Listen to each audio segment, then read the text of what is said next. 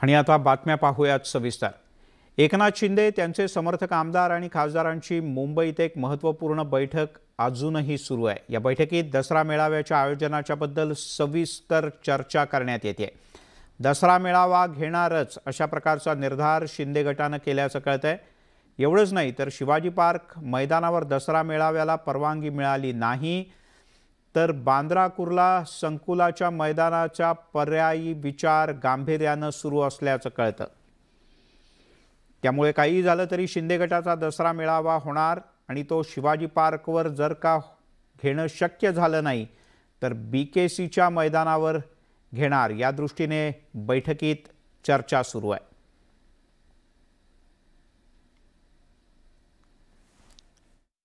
फक्त दसरा मेळावाच असा नाही, पक्ष बांधणी सुद्धा कशी करायची त्या बाबतीत सुद्धा सर्व विचारमंथन केलं जाईल। काही ठिकाणचे युवा प्रमुख डिक्लेअर करायचे त्याच्या बाबतीत सुद्धा विचार करेल। पदाधिकाऱ्यांना पद देण्याच्या बाबतीत सुद्धा विचारमंथन होणार आहे। या पक्ष बांधणी एकूण कशी प्रकारे असावी याच्या बाबतीत सर्व निर्णय घेण्यात आज येणार। निश्चित आमचा दसरा मेळावा हा लाखात एक असेल याची खात्री आम्ही देतो। तिकडे मुंबईमध्ये एकनाथ शिंदे यांच्या समर्थक आमदारांच्याकडून एक महत्त्वपूर्ण घोषणा करण्यात आली। ती म्हणजे आगामी काळात एकनाथ शिंदे यांचा गट हिंदुत्वाचा नारा अधिक बुलंद करेल असं जाहीर करण्यात आलंय। स्वतः एकनाथ शिंदे आणि सर्व आमदार खासदार समर्थकांच्या झालेल्या बैठकीत जो स्टेजवर बॅनर लावण्यात आला होता त्यावर गर्व से कहो हम हिंदू है असं ठळक शब्दात लिहिण्यात आलं होतं। अर्थातच एकेकाळची शिवसेना आणि राम जन्मभूमी आंदोलनाच्या वेळची ही मोठी घोषणा होती आणि या माध्यमातून एकनाथ शिंदे यांनी आपली हिंदुत्वाची लाईन ही अधिक स्पष्ट आणि थेट असेल असंच स्पष्ट केलंय। त्यामुळे यंदाच्या दसरा मेळाव्यात शिंदे गटाकडून हिंदुत्वाचं रणशिंग फुंकलं जाणार हे स्पष्ट झालंय। येत्या 20 ते 30 सप्टेंबरच्या दरम्यान शिंदे गटाच्याकडून राज्यभरात हिंदू गर्व गर्जना यात्रेचं आयोजन केलं जाणार आहे। शिंदे गटाचे सर्व आमदार खासदार आणि प्रतिनिधी हे राज्यभरात दौरा करतील। महत्त्वाचं म्हणजे त्यासाठी स्वतः मुख्यमंत्री एकनाथ शिंदे सुद्धा राज्यात अनेक ठिकाणी जाणार आहेत आणि जाहीर सभाही घेणार आहेत।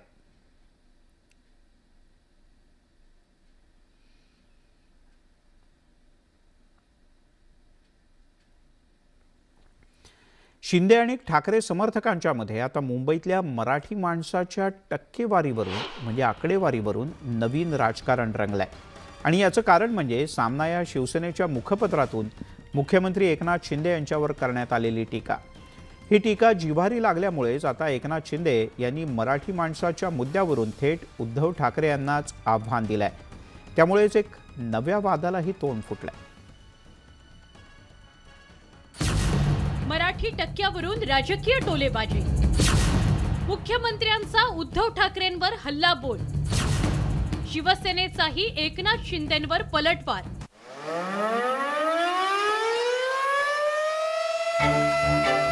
देशाची आर्थिक राजधानी मुंबई, देशभरातून लोक रोजीरोटीच्या शोधात मुंबापुरीत येतात। ही मुंबापुरी मराठी माणसांची असली तरी मुंबईत मराठी माणूस उरला नाही।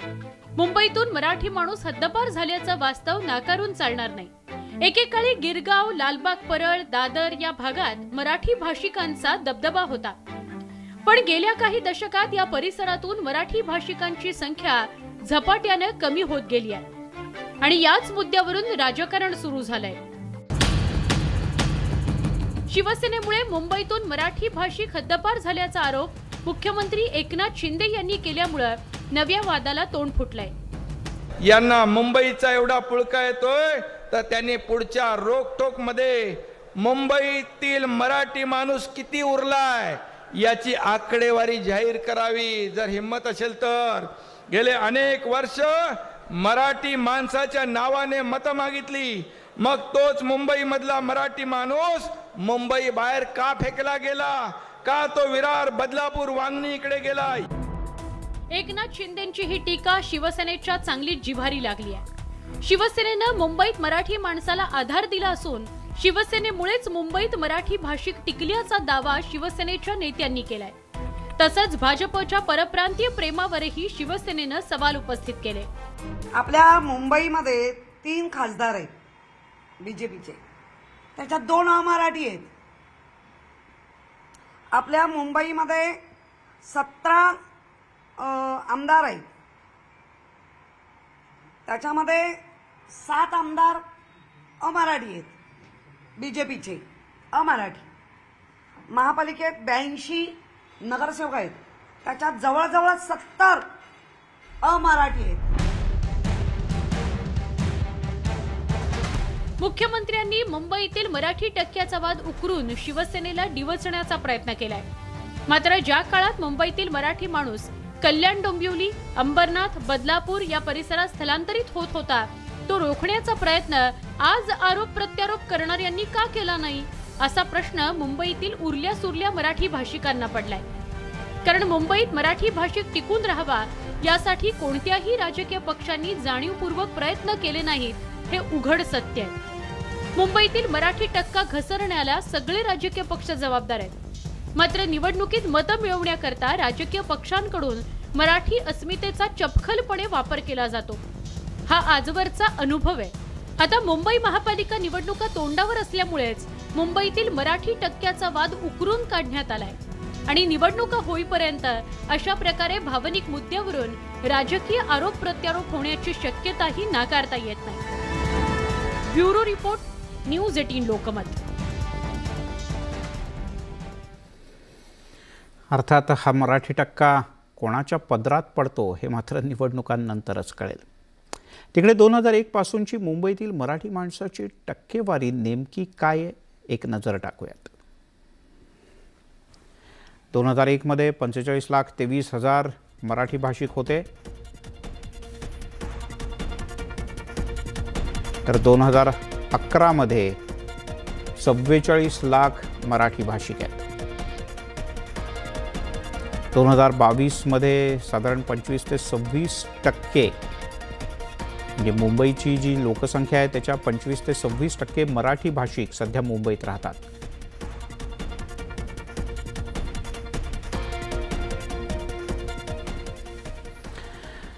राज्यातील शिंदे सरकार आणि पूर्वीच्या ठाकरे सरकारच्या कारभारावरून आता आरोप प्रत्यारोप सुरू झाले। भाजप प्रदेशाध्यक्षांनी ठाकरे सरकारची तुलना रिक्षाशी करतानाच शिंदे सरकार बुलेट ट्रेनच्या वेगाने काम करतंय असा दावा केला। सरकारवरून आमने सामने, भाजपची ठाकरे सरकारवर टीका, शिवसेनेचं भाजपला थेट आव्हान। शिवसेनेतील बंडानंतर राज्यात सत्तांतर झालं खरं, मात्र नव्या सरकारच्या स्थापनेत नव्या राजकीय संघर्षाची बीज पेरली गेलेली आहेत। शिंदे सरकार आणि ठाकरे सरकारच्या कारभारावरून राजकीय आरोप प्रत्यारोपांचा सिलसिला सुरू झालेला आहे। भाजपचे नवनियुक्त प्रदेशाध्यक्ष चंद्रशेखर बावनकुळेंनी तत्कालीन ठाकरे सरकारच्या कारभारावर जोरदार टीका केली आहे। तसेच रिक्षाशी महाविकास आघाडी सरकारची तुलना करत नव्या वादाला तोंड फोडलंय। एकीकडे बुलेट ट्रेन आहे दोघांची, दुसरीकडे ऑटो होता, 3 चाकाचा ऑटो आणि बुलेट ट्रेन या दोघांच्याही जर फरक बघितला मागच्या 2.5 वर्षाचे आणि या पुढच्या 2 वर्षाचे दोन्ही मिळून 5 वर्षाची कामं आमचं सरकार करेल। नवं शिंदे फडणवीस सरकार बुलेट ट्रेनच्या वेगानं काम करत असल्याचा दावाही बावनकुळेंनी केलाय। महाविकास आघाडीतील नेत्यांनी नव्या सरकारच्या कार्यपद्धतीवरून टीकेची झोड उठवली आहे। राज्यातील विकास कामं रखडल्याचा आरोप विरोधी पक्षनेते अजित पवारांनी केला होता। तसंच पालकमंत्र्यांच्या नियुक्तीवरूनही शिंदे सरकारला फटकारलं होतं। आजपर्यंत किती महिने झाले तुम्हाला माहिती आहे, 2 महिन्यापेक्षा जास्त काळ गेला तरी राजीनामे पालकमंत्री नेमले गेलेले नाहीत। पालकमंत्र्यांच्या बद्दल देखील एकेका जिल्ह्यामध्ये दोघं तिघं इच्छुक आहेत। मग शेवटी पालकमंत्री कोणाला करायचं असाही यक्ष प्रश्न काही त्यांच्या समोर आहे का काय, याचंही स्पष्टीकरण राज्याच्या मुख्यमंत्र्यांनी उपमुख्यमंत्र्यांनी दिलं पाहिजे। विरोधकांच्या या आरोपावर आता भाजपकडून पलटवार करण्यात आलाय। राज्यात सत्तेत आल्यानंतर शिंदे सरकारनं पूर्वीच्या सरकारचे अनेक निर्णय स्थगित केले तर काही निर्णय फिरवले आहेत। त्यावरून आता सत्ताधारी आणि विरोधकांमध्ये आरोप प्रत्यारोपांचा सामना सुरू झालाय। Bureau report, news 18 Lokmat. तिकडे प्रदेशाध्यक्ष चंद्रशेखर बावनकुळे यांनी पुन्हा एकदा महाविकास आघाडीला भगदाड पाडू असा इशारा दिलाय। ज्याप्रमाणे एका रात्रीत सरकार गेलं तसेच अनेक नेते अचानक भाजपमध्ये प्रवेश करतील असा दावा बावनकुळे यांनी केलाय। ते सध्या महाराष्ट्राच्या दौऱ्यावर आहेत। भाजप विरुद्ध महाविकास आघाडी असा नवीन सामना त्यामुळे रंगू शकतो। विरोधी पक्षातील बडे नेते भाजपमध्ये दिसतील। जसं रात्रीतून सरकार गेलं तसे नेते जातील। भाजप प्रदेशाध्यक्षांचं मोठं विधान। बावनकुळेंना महाविकास आघाडीकडून जोरदार प्रत्युत्तर। जसं सरकारच्या वेळी झालं, रात्रभरात मुख्यमंत्र्यांची पुरती गेली, असे अनेक पक्षप्रवेश भारतीय जनता पार्टीमध्ये होतील। भाजपचे प्रदेशाध्यक्ष चंद्रशेखर बावनकुळेंचं हे आव्हान। उद्धव ठाकरेंच्या नेतृत्वातील सरकार जाऊन शिंदे सरकार आलं, याला आता 2.5 महिने पूर्ण होत आहेत। पण ये तो सिर्फ झाकी है असं म्हणत भाजपचे नेते दररोज महाविकास आघाडीला इशारे देत आहेत। उद्धव ठाकरेंच्या शिवसेनेमध्ये अजूनही पडझड सुरू आहे। काँग्रेस नेते अशोक चव्हाणांवरून काँग्रेस बुचकळ्यात पडली आहे, तर इकडे अधूनमधून अजित पवारांच्या नाराजीच्या वावड्या उठतायत। याच संभ्रमावस्थेवरती निशाणा साधत नंदुरबार दौऱ्यावेळी बावनकुळेंनी भाजपची आगामी रणनीती स्पष्ट केली आहे। तुम्हाला आश्चर्य वाटेल, कधी कधी तुम्हाला अशी बातम्या येतील, तुम्ही डोक्यावर हात ठेवाल ते झालं कसं। जसं सरकारच्या वेळी झालं की रात्रभरात मुख्यमंत्र्यांची पुरती गेली, असे अनेक पक्षप्रवेश भारतीय जनता पार्टीमध्ये होतील। नंदुरबारमध्ये आश्चर्य वाटेल तुम्हाला की असं कसं झालं, असे पक्षप्रवेश होतील। चंद्रशेखर बावनकुळेंचं हे विधान म्हणजे महाविकास आघाडीतील तिन्ही पक्षांना थेट इशारा आहे। बावनकुळे भाजपचे प्रदेशाध्यक्ष असल्यानं त्यांच्या विधानांना महत्त्व आहे। त्यामुळे बावनकुळेंच्या या आव्हानानंतर महाविकास आघाडीतूनही तिखट प्रतिक्रिया उमटतायत। आगामी ना, त्याच्यात तुम्ही पुरोगामी नाही झालात म्हणजे मिळवलं, मागे पडलात नाही म्हणजे मिळवलं। कारण नुसते कुळी बावण असून चालत नाही, याच्यात पण काहीतरी असावं लागतं। राज्यातील सत्तांतरानं भाजप आणि शिंदे समर्थकांमध्ये उत्साह संचारलाय। याच उत्साहात दोन्ही पक्षांमध्ये जोरदार इनकमिंग सुरू आहे। आता ही इनकमिंग खरंच महाविकास आघाडीला आणखी मोठं भगदाड पाडते का, हे पाहणं महत्त्वाचं ठरणार आहे। नंदुरबारहून निलेश पवारसह ब्युरो रिपोर्ट, न्यूज 18 लोकमत। वळूयात पुढच्या बातमीकडे। रवी राणा आणि नवनीत राणा यांनी अमरावतीच्या पोलीस आयुक्तांच्या मार्फत थेट उद्धव ठाकरे यांच्यावर निशाणा साधलाय। पोलीस आयुक्त आरती सिंग या महिन्याला 7 कोटी रुपयांची वसुली करायच्या आणि उद्धव ठाकरे यांना पाठवायच्या असा गंभीर आरोप राणा दाम्पत्यानं केलाय। पोलीस आयुक्तांनी हे सगळे आरोप फेटाळले असले तरी राणांच्या आरोपांमुळे पुन्हा एकदा चर्चा तर रंगतेच आहे। उद्धव ठाकरेंना अमरावतीतून खोके, महिन्याला 7 कोटींचा मातोश्रीला नजराणा, राणा दाम्पत्याचे आरोप पोलीस आयुक्तांनी फेटाळले। 50 खोक्यांचे आरोप राजकीय वर्तुळात गाजत असतानाच आता राणा दाम्पत्यानंही खोक्यांचा मोठा आरोप केलाय। माजी मुख्यमंत्री उद्धव ठाकरे यांना अमरावतीतून दर महिन्याला 7 कोटी रुपये जात असल्याचा आरोप राणा यांनी केला। पोलीस आयुक्त आरती सिंग यांच्यावर राणा दाम्पत्यानं थेट आरोप केला। या 7 खोक्यांच्या वसुली संदर्भातली ऑडिओ क्लिप आपल्याकडे असल्याचा दावाही त्यांनी केला आहे। 2.5 वर्षामध्ये आरती सिंगनी जवळपास 7 कोटी रुपये महिन्याचं कलेक्शन हे अमरावतीवरून जे केलेलं आहे ते उद्धव ठाकरे यांना सुद्धा पोहोचवण्याचं काम केलं। त्या संदर्भात पूर्ण इन्क्वायरी ही CIDला देण्याचा निर्णय राज्याचे गृहमंत्री देवेंद्र फडणवीस साहेबांनी घेतला। राणा दाम्पत्याचे आरोप आरती सिंग यांनी फेटाळले आहेत। राणा दाम्पत्य सातत्यानं खोटे आरोप करत असल्याचं त्यांचं म्हणणं आहे। म्युनिसिपल कमिशनरवर शाईफेक झाला होता, त्यानंतर जे गुन्हा दाखल यांच्यावर झाला तेव्हापासून त्यांनी हे आरोप करणे सुरू केलेला आहे. त्याच्या अगोदर त्यांनी कधी आरोप नाही केला, याचा अर्थ आपण समजू शकतो. तसेच आज जे आरोप त्यांनी केलेला आहे त्याच्यामध्ये कुठल्याही प्रकारचे तथ्य नाही, हे आपल्याला ह्या आरोप नंतर त्यांना सोशल मीडियावर येणारे कोण जगभराचे कमेंट आहे त्याच्यामधून आपण समजू शकतो. पोलीस आयुक्त आणि राणा दाम्पत्यात गेल्या अनेक महिन्यांपासून वाद आहे. या वादात थेट मातोश्रीचं नाव आल्यानं या प्रकरणाला आता वेगळं वळण लागलंय. अमरावतीहून संजय शेंडेसह तुषार कोहळे, न्यूज 18 लोकमत, नागपूर. तिकडे शिंदे गटातले आमदार सदा सरवणकर यांना चौकशीसाठी बोलावलं जाणार आहे अशी माहिती सूत्रांनी दिली. प्रभादेवी इथे झालेल्या वादविवादाप्रकरणी ही चौकशी होणार आहे आणि सरवणकर यांना दादर पोलीस स्थानकात बुधवारी चौकशीसाठी बोलावण्यात आलंय असं सूत्रांचं म्हणणं आहे. सदा सरवणकर यांचं पिस्तूल याआधीच पोलिसांनी जप्त केलंय. शिंदे समर्थक आणि शिवसेनेचे कार्यकर्ते यांच्यात जोरदार वाद झाले आणि या वादाच्या संदर्भात सरवणकर यांनी गोळीबार केला अशा प्रकारचा आरोप त्यांच्यावर ठेवण्यात आलाय आणि या संदर्भात त्यांची चौकशी पोलिसांकडून आता होऊ शकते. आमदार सदा सरवणकरांचं पिस्तूल जप्त. घटनास्थळी पोलिसांना सापडली रिकामी पुंगळी. गोळीबाराच्या आरोपानं वातावरण तापलं. दादरमधील उद्धव ठाकरे समर्थक आणि एकनाथ शिंदे समर्थकांमधील राडा आता वेगळ्याच वळणावर आलाय. राड्यावेळी आमदार सदा सरवणकर यांनी पिस्तुलातून गोळीबार केल्याचा आरोप उद्धव ठाकरे समर्थकांनी केला होता.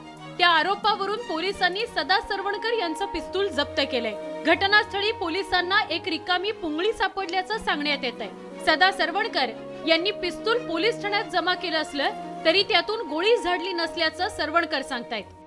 माझ्या रिव्हॉल्व्हरमधनं माझ्याकडनं अशा प्रकारची कुठलीही गोळी झाडली गेलेली नाही, कारण गरज नव्हती. माझ्याबरोबर एवढं चांगलं संरक्षण शासनाचं आहे, मला आणखीन ते रिव्हॉल्व्हर झाडण्याची काय गरज आहे, कशासाठी? ते हे फक्त बदनामीचा भाग आहे.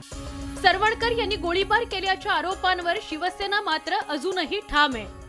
ज्यांना संरक्षणासाठी दिलेली गन ती शिवसैनिकावर उचलण्या एवढं धाडस सरवणकरांचं होतं, याचा अर्थ आर्थिक बाजू मजबूत झाली आहे म्हणून एवढं धाडस केलं. भाजपनं या प्रकरणात थोडीशी अलिप्तवादी भूमिका घेतली आहे. पोलीस या प्रकरणात निपक्षपातीपणे तपास करतील असं भाजपनं म्हटलंय.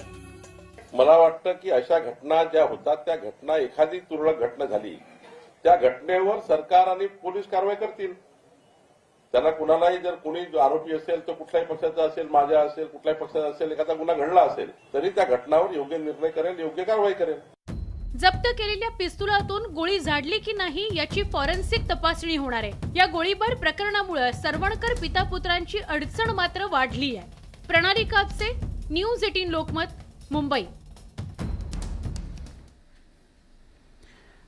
तिकडे शिवसेनेचे पक्षप्रमुख उद्धव ठाकरे यांच्या शिवसेनेवर हळूहळू शिंदे समर्थक गटाकडून कब्जा करण्याचा जोरात प्रयत्न आहे.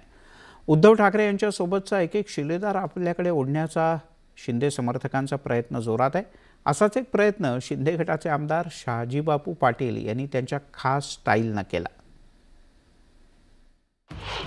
शिंदे गट आणि शिवसेनेत फोडाफोडीची स्पर्धा. मुख्यमंत्र्यांच्या समोरच शहाजी पाटलांची खैरेंना ऑफर.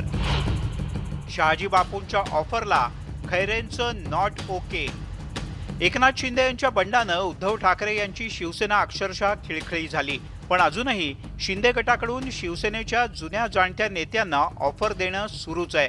सोमवारी पैठणमध्ये झालेल्या जाहीर सभेत याची प्रचिती आली. शिंदे समर्थक आणि काय झाडी काय डोंगर यामुळे प्रसिद्ध झालेले शहाजीबापू पाटील यांनी मुख्यमंत्र्यांच्या समोरच शिवसेनेचे माजी खासदार चंद्रकांत खैरे यांना ऑफर दिली. भुमरे साहेबांची चूक मोठी झालेली आहे की त्यांनी अजून 2 खुर्च्या त्या स्टेजवर ठेवायला पाहिजे होत्या, कोपऱ्याला, पुढं नाही त्या. आणि एक त्या चंद्रकांत खैऱ्याला द्यायची होती आणि एक त्या अंबादास दानव्याला द्यायची होती. मग त्या दोघांना कळलं असतं की भुमरे मामाचा जनसागर आणि एकनाथ शिंदे साहेबांची महाराष्ट्रातली जनसामान्यात काय ताकद आहे त्या दोघांना दिसली असती. खरं तर शिंदेंच्या बंडानंतर जे मोजके ज्येष्ठ नेते उद्धव ठाकरे यांच्यासोबत आहेत त्यात चंद्रकांत खैरे एक. शिंदे गटाच्या आणि भाजपच्या टीकेला प्रत्युत्तर देणाऱ्यांमध्ये खैरे नेहमीच अग्रस्थानी असतात. त्यामुळे खैरेंना शिंदे गटात घेऊन शिवसेनेची ताकद कमी करण्याचा शिंदे गटाचा प्रयत्न आहे. पण चंद्रकांत खैरे यांनी मात्र ऑफर देणाऱ्या शहाजी पाटलांनाच खुली ऑफर दिली आहे. शहाजी बापू चांगले तर मग त्यांना परत बोलवणार, आवाहन करतात. शहाजी बापूंना मी त्यांना संपर्क करेल की बाबा तुम्ही उद्धव साहेबांच्या बाबतीत तुमचं मत चांगलं आहे, सगळं चांगलं आहे, मग कशाला इकडे तिकडे जाता आणि तुम्हाला काय देणार आहे. एक तर तुम्हाला तुमच्या मतदारसंघात लोक आता होर्डिंग लावायला लागले कुठे गेले म्हणून. त्यापेक्षा तुम्ही त्या ठिकाणी उद्धवजींकडे चला. मग तेच माझा तोच प्रश्न होता. त्यांनी 2 खुर्च्या मांडायला सांगितल्या. तुम्ही आता आवाहन करता शहाजी बापूंना की तुम्ही या उद्धव ठाकरेंकडे.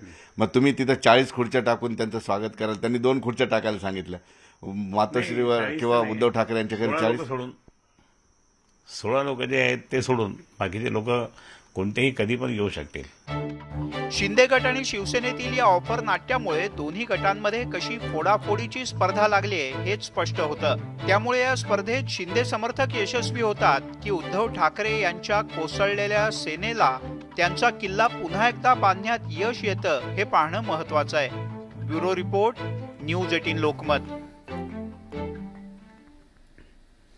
उद्योगमंत्री उदय सामंत यांच्या विरोधात आक्षेपार्ह विधान करणाऱ्या नरेंद्र जोशी यांना मारहाण केल्याप्रकरणी आता उदय सामंत यांच्या विरोधात गुन्हा दाखल झालाय. त्यामुळे रिफायनरीवरून सुरू झालेला वाद आता उद्योगमंत्री आणि रिफायनरी विरोधक यांच्यातच हमरीतुमरीपर्यंत येऊन ठेपल्याचं पाहायला मिळत आहे. आधी विधान, नंतर मारहाण. राजापूरमध्ये राजकीय घमासान. आक्षेपार्ह विधानकर्त्या जोशींना मारहाण. मारहाण प्रकरणी उद्योग मंत्र्यांवर गुन्हा. राजापुरात रिफायनरीवरून सुरू झालेल्या राड्यात आता उद्योग मंत्र्यांवर गुन्हा दाखल करण्यात आलाय. रविवारी काँग्रेस प्रदेशाध्यक्ष नाना पटोले यांनी रत्नागिरी जिल्ह्यातील राजापूरमध्ये रिफायनरी विरोधकांची भेट घेतली होती. यावेळी रिफायनरी विरोधी समितीचे सरचिटणीस नरेंद्र जोशी यांनी भर सभेत बोलताना उदय सामंत यांना जाळून मारण्याची धमकी दिली होती.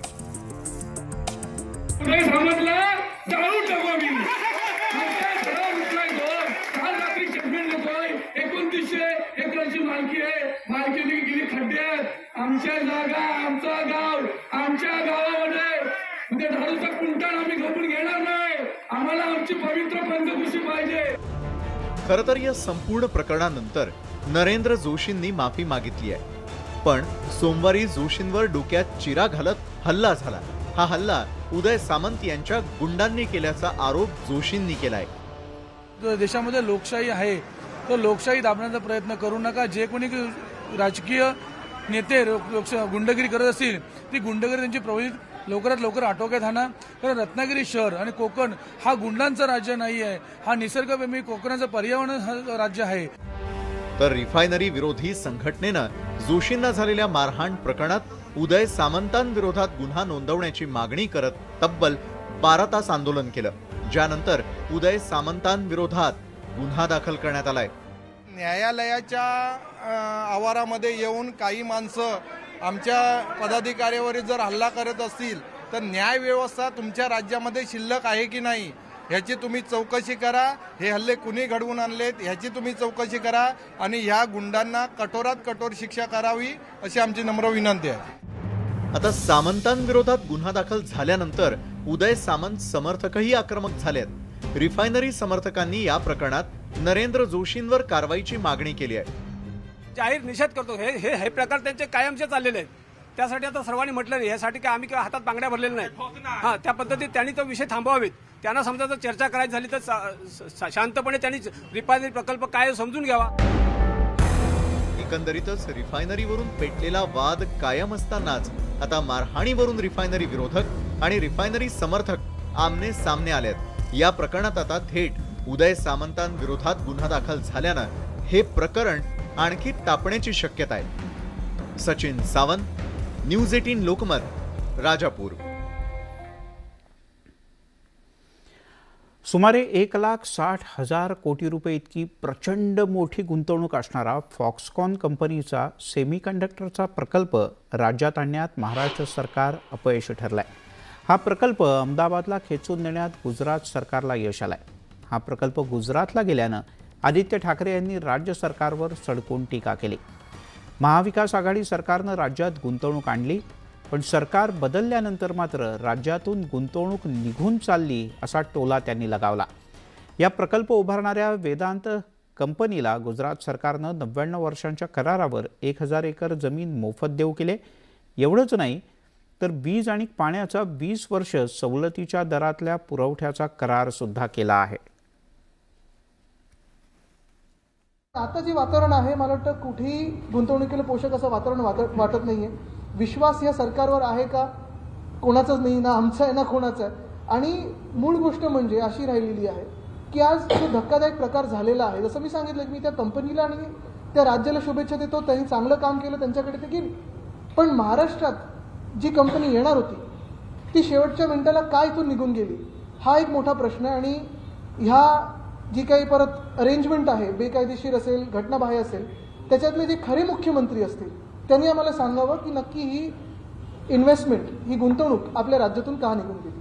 21 जानेवारी 2022ला देखील आमची बैठक झाली ह्या स्पेसिफिक उद्योगाबद्दल, ह्या फॉक्सकॉनच्या आणि वेदांताच्या सेमीकंडक्टरच्या उद्योगाबद्दल. आणि त्याच्यानंतर अनेक ठिकाणी व्हिजिट्स देखील झाल्या. मग मराठवाड्यात असेल, विदर्भात असेल, पुणा रिजनमध्ये असेल. आणि मग जो काही त्यांनी थोडा शोध लावला, थोडं त्यांचे काही एक्सपर्ट टीम्स असतील, कन्सल्टंट्स असतील, ते सगळ्यांनी येऊन टेक्निकली, फायनान्शियली, सबसिडी वगैरे हे सगळं गोळा करून कसं काय करता येईल त्याच्यात तळेगाव ही जागा त्यांनी ओळखली होती आणि तिथे ही इंडस्ट्री आणायची असं ठरलं होतं. दुःख याच गोष्टीचं आहे की हा उद्योग, ही कंपनी जी महाराष्ट्रात येणं 100% नसेल तरी 95% ठरली होती. 100% सायनिंग नंतर ठरत असतं. पूर्णपणे सगळं ठरल्यानंतर नक्की महाराष्ट्रातून दुसऱ्या राज्यात का गेली, हा उद्योग तिथे का गेला, हा एक महत्त्वाचा प्रश्न आहे. तिकडे फॉक्सकॉन प्रकल्पाच्या बद्दल राज ठाकरे यांनी ट्विट केलंय आणि राज्य सरकारवर टीका केली.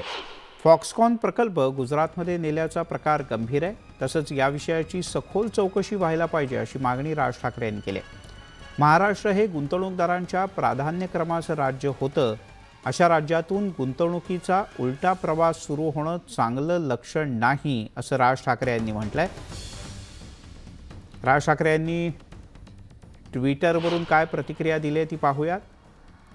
फॉक्सकॉन वेदांताचा सेमीकंडक्टर बनवण्याचा प्रकल्प महाराष्ट्रातून गुजरातला गेला. या प्रकल्पाची एकूण गुंतवणूक 1,58,000 कोटींची आहे. हा प्रकल्प पुण्याजवळ तळेगाव इथे होणार होता. प्रचंड रोजगार निर्मितीची क्षमता असणारा प्रकल्प महाराष्ट्रातून निसटलाच कसा, हा प्रकार गंभीर आहे. म्हणून या विषयाची सखोल चौकशी व्हायलाच हवी. महाराष्ट्र हे गुंतवणूकदारांच्या प्राधान्यक्रमाचं राज्य होतं. अशा राज्यातून गुंतवणुकीचा उलटा प्रवास सुरू होणं हे चांगलं लक्षण नाही. राजकारणाच्या पलीकडे जाऊन या विषयाकडे बघायला हवं असं म्हटलंय राज ठाकरे यांनी.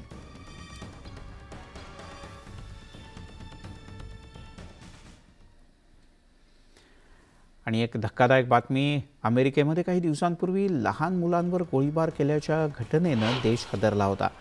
त्याच्या काही दिवसातच भारतात सुद्धा अशाच प्रकारची एक घटना समोर आली. बिहारच्या बेगुसराय जिल्ह्यात एका सायको किलरनं बाईकवरून फिरत असताना बेछूट गोळीबार केला. या सायको किलरनं 10 जणांवर गोळीबार केला. या घटनेत 9 जण जखमी झालेत, तर गोळी लागल्यामुळे एकाचा जागीच मृत्यू झालाय. मिळालेल्या माहितीनुसार मंगळवारी संध्याकाळी बाईकवर फिरत असताना 2 आरोपींना अंधाधुंद गोळीबार केला आणि 10 जणांवर गोळ्या झाडण्यात आल्या.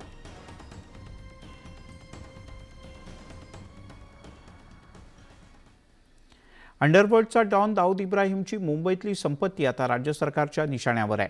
दाऊद आणि त्याच्या हस्तकांच्या संपत्तीची यादी तयार करण्याचे आदेश मुख्यमंत्र्यांनी पोलिसांना दिलेत. याच संपत्तीतून मिळणाऱ्या कमाईचा वापर हा दहशतवादी कारवायांसाठी केला जात असल्याचा संशय पोलिसांना आहे. तर हा सगळा पैसा पाकिस्तानला नेला जात असल्याचा संशयसुद्धा व्यक्त केला जातोय. त्यामुळे आता दाऊदची संपत्ती शिंदे फडणवीस सरकारच्या निशाण्यावर आहे.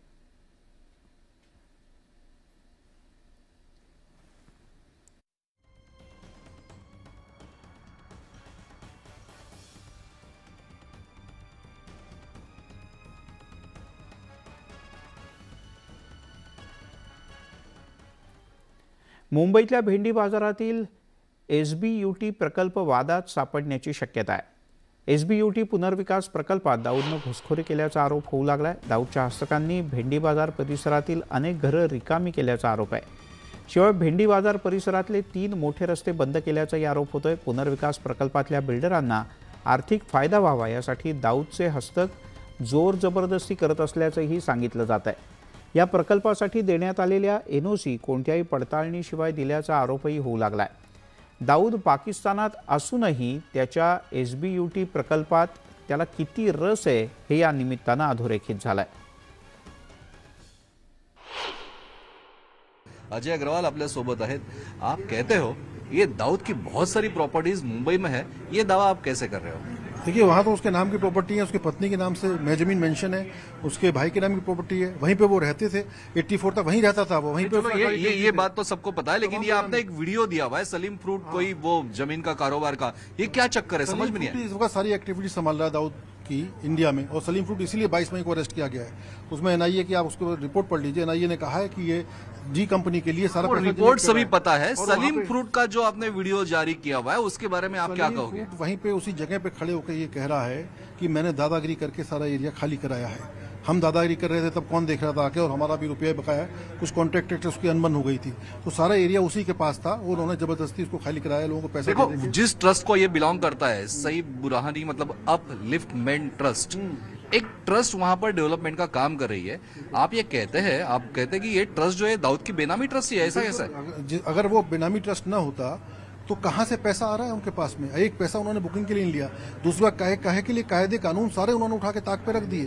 पिछली सरकार में तो उन्होंने कोई सब बिल्कुल कायदे कानून का पालन ही नहीं किया है. क्या पिछली सरकार, आप महाविकास आघाड़ी सरकार के ऊपर भी बड़े सीरियस एलिगेशन लगा रहे हो, मतलब क्या पुख्ता सबूत है आपके पास? उस सरकार के सबूत ये है कि जो वहां के चीफ मिनिस्टर थे उद्धव ठाकरे जी, उनको सैफुद्दीन बुरहान जो उसके चेयरमैन है, उनका बेटा एक एप्रिसिएशन लेटर दे रहा है कि आपने हमारे कार्य के साथ बड़ा सहयोग किया और आपने हमारे प्रोजेक्ट को चलने दिया, इसके लिए हम एप्रिसिएशन लेटर आपको क्या नाम है दे रहे हैं. उसके अलावा नवाब मलिक के साथ फोटो है चेयरमैन की, सारी वक्त की प्रॉपर्टी उन्होंने पीनट पे बिल्कुल प्राइस पे दे दी गई. देखो, कोई भी राजकीय नेता के साथ में बहुत से लोगों के फोटोज हो सकते हैं, वो पुख्ता सबूत तो नहीं हो सकता. नहीं, पुख्ता सबूत तो इस बात का है कि सारी वहाँ पे इलीगलिटी की जा रही है. कल को अगर उस एरिया में फायर लग जाती है तो बुझेगी नहीं किसी हालत में भी, क्योंकि फायर इंजन को जा नहीं पाएगा. सारी बड़ी रोड्स को उन्होंने बंद ब्लॉक कर दिया है, और वही स्थिति होगी वहाँ पे.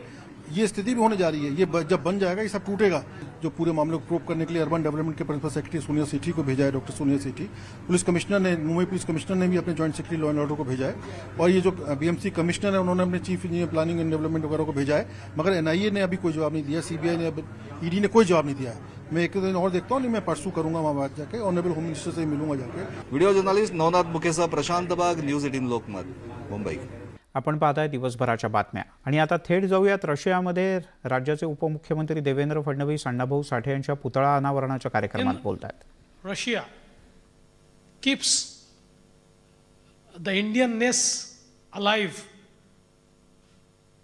what we call Bhartiyatva, that remains alive.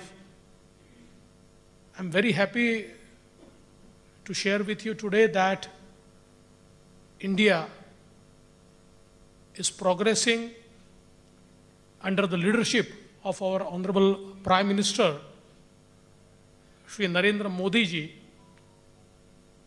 Now it has become 5th largest economy in the world, and hopefully soon we will become the 3rd largest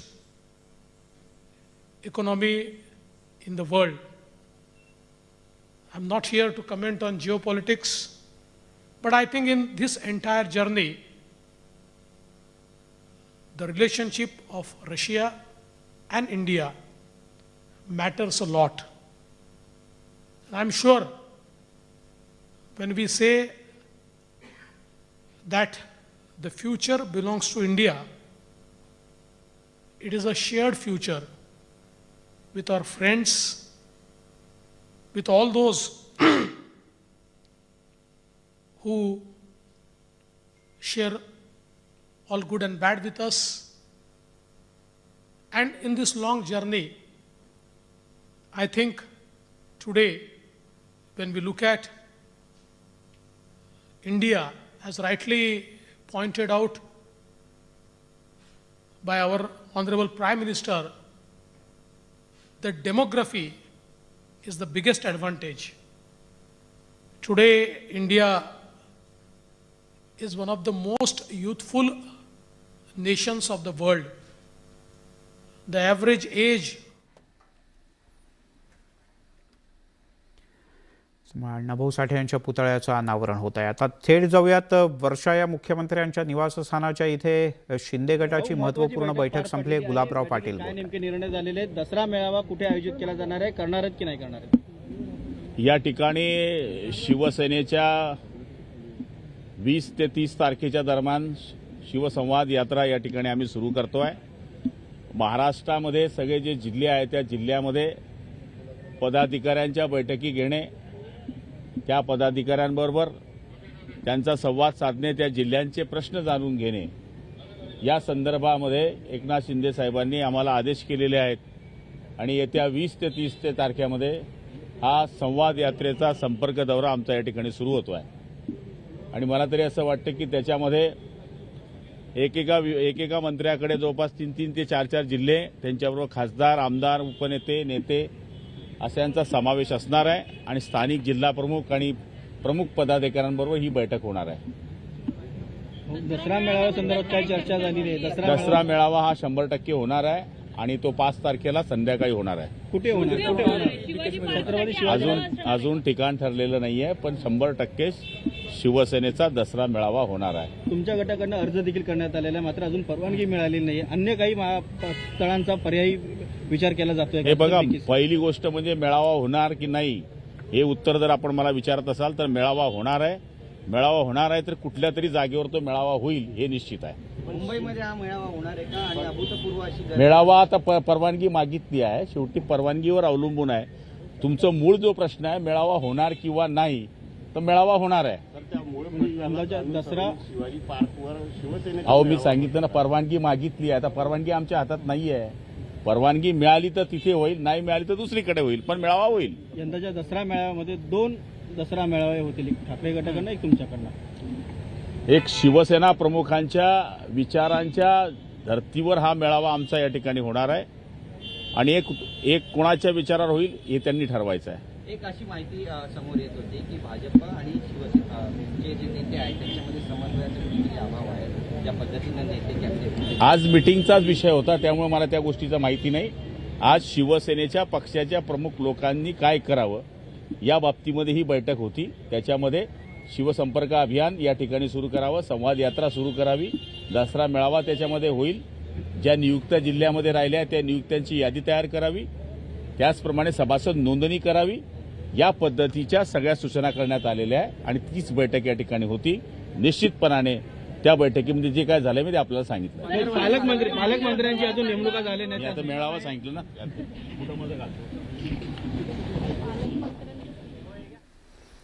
त्यामुळे मेळावा होणारच. काहीही झालं तरी मेळावा होणार आणि मुंबईत मेळावा होणार. परवानगी मिळाली तर शिवाजी पार्कला होईल, नाहीतर अन्य ठिकाणी होईल, असं थेट स्पष्ट गुलाबराव पाटील यांनी सांगितलं. याचा अर्थ यावेळेला शिवसेनेचे 2 दसरा मेळावे होणार, एक शिंदे गटाचा आणि एक उद्धव ठाकरे यांच्या नेतृत्वाखालचा. आपण पाहताय दिवसभराच्या बातम्या.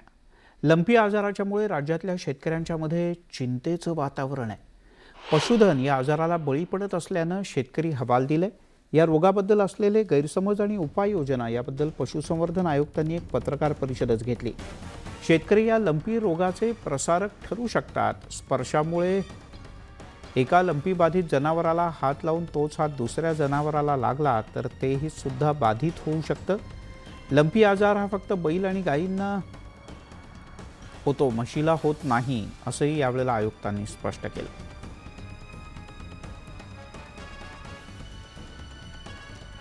आपण काही मुद्द्यांवर नजर टाकूयात. सध्या अकोला जिल्ह्यात 634 जनावरं बाधित आहेत, तर 3घांचा मृत्यू झाला आहे.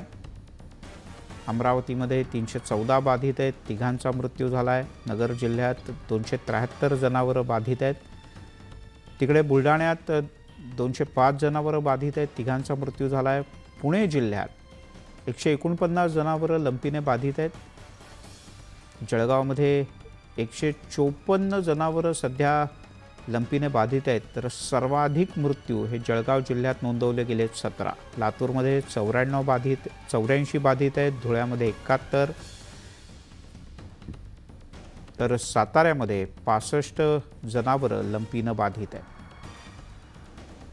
आपण वेळीच पावलं उचलली गेले 1 महिन्यापासून. लसीकरण आता वाढवलं आहे. मला वाटतं आज आत्तापर्यंत 6 लाख पशूंचं लसीकरण झालं आहे आणि आपल्याला मला वाटतं उद्याच आमचा राज्य सरकारच्या वतीने जो पुढाकार घेतला ते उद्याच टेंडर ओपन होतं आहे. आणखी नवीन 50 लाख म्हणजे आणि पहिले 25 लाख आहेत, साधारण 75 लाख वॅक्सिन्स आपल्याला उपलब्ध आहे. ह्या वॅक्सिनेशनचा मोठा ड्राईव्ह आता आपण त्यासाठी घेतलेला आहे आणि सगळ्या आघाड्यांवर सरकार अतिशय सतर्क आहे. याचा अधिक प्रादुर्भाव आणखी वाढू नये या दृष्टीने सरकार अतिशय जागरूकतेने काम करत आहे. खूपच काळजीची गोष्ट आहे. त्या लंपी आजार जो आहे तो गोठ्यामध्ये आहे, गायांना आहे. या बाबतीत सरकार म्हणून जे बारकाईनं लक्ष दिलं पाहिजे ते न देता फक्त बातमी मात्र द्यायची का असं करू नये तसं करू नये. आणि तुम्ही लसीकरणाच्या बाबतीत काय निर्णय घेतला? तुमची लस आहे का? लसीकरण लवकरात लवकर करणं अत्यंत आवश्यक आहे. या बाबतीत कोणतीही काळजी घ्यायची नाही आणि सरकार म्हणून ही काळजी घेणं फार महत्वाचं आहे. कदाचित पितृपक्ष आता चाललेला आहे, आता लंपीवर सुद्धा काही निर्णय घ्यायचा नाही असं ठरवलंय की काय मला माहित नाही. म्हणजे तुम्ही जीवन मरणाचे जिथे प्रश्न आहेत, आरोग्याचे प्रश्न आहेत, त्या बाबतीत सुद्धा हे सरकार गंभीर नाही, ही अत्यंत दुर्दैवाची गोष्ट आहे. यासोबतच दिवसभराच्या बातम्यांमध्ये इथेच थांबूयात. थोड्याच वेळात भेटूयात मुंबईमधल्या अनेक महत्त्वाच्या बातम्या घेऊन महामुंबईमध्ये.